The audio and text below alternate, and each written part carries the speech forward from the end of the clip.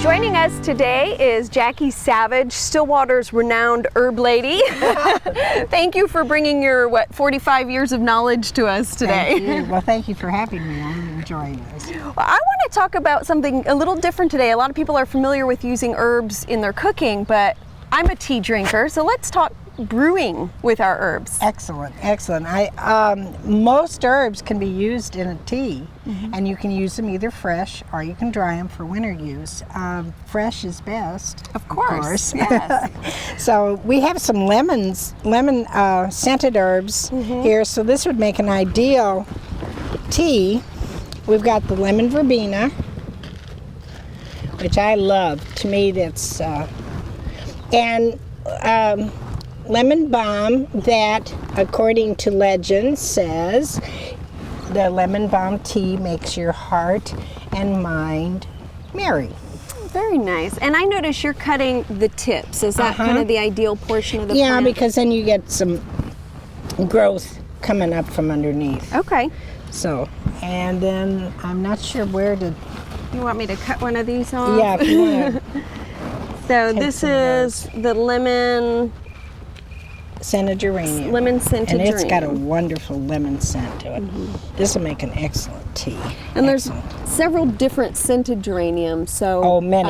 We want to make sure we know which flavor we're after. Yeah, rose. They're assorted lemons and assorted roses. I also have a chocolate mint, scented geranium, and mint.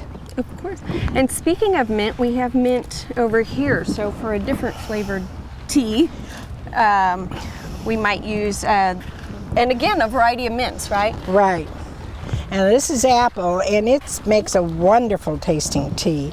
So I'm going to just clip, usually use about 5-6 of the leaves to make your green tea, if you will. It's not like the Chinese green tea. Fresh tea, I should say fresh. Okay. Fresh tea. Now another source of teas are our ornamental garden. Let's go take a look at what we have there. Very good.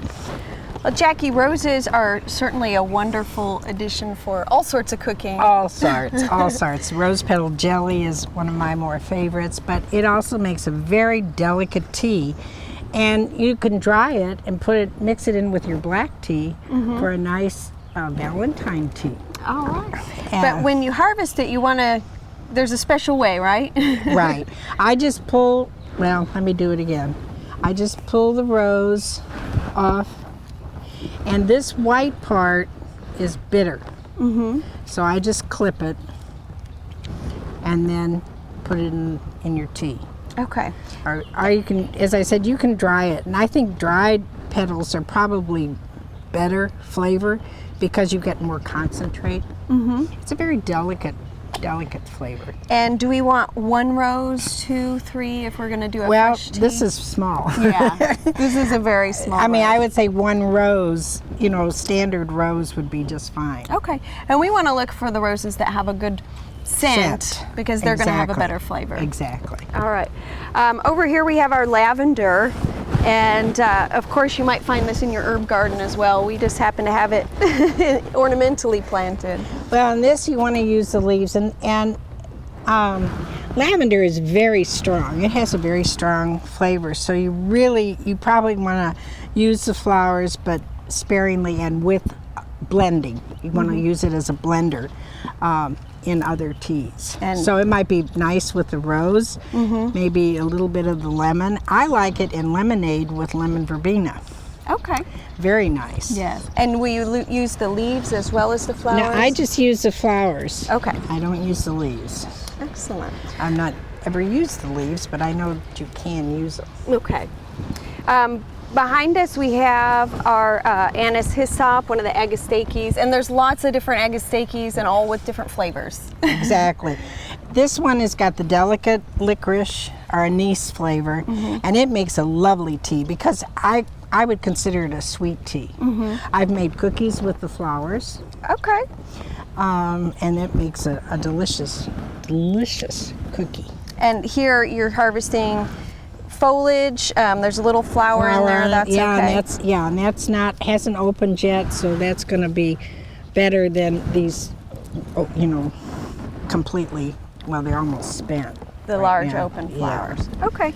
Now the last plant we have is one that the Native Americans introduced us to, the Monarda.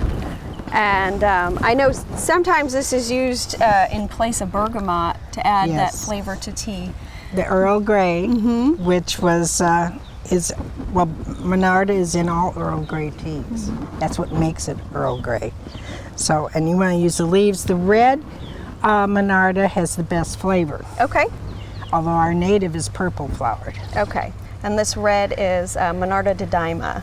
So I selected it purposely for the flavor. For the flavor. But here we want the foliage. Yeah, we want the foliage, and I'm just gonna take some of the leaves. I'm not gonna do any stems. These are nice large leaves. I want the younger ones, preferably bug-free or chewed-free, I guess. Yeah, that should be enough.